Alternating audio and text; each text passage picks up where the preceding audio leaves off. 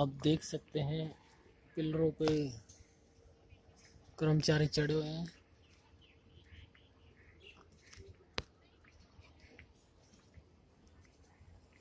जो कि पिलरों को कोने से जोड़ रहे हैं।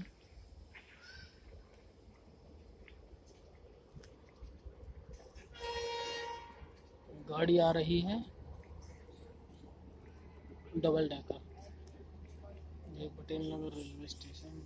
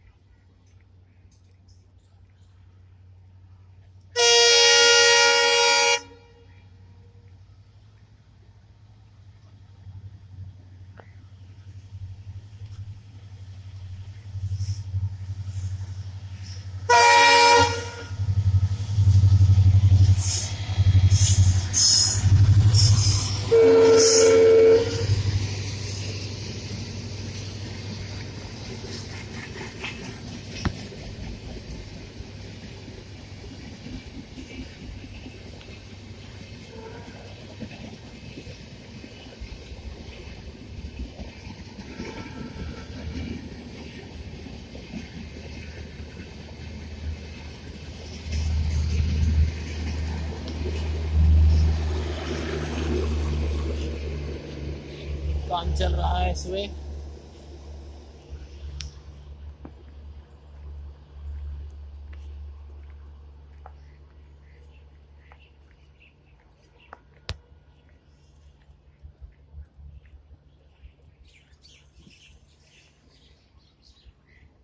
सोनल बहन जा रहे हैं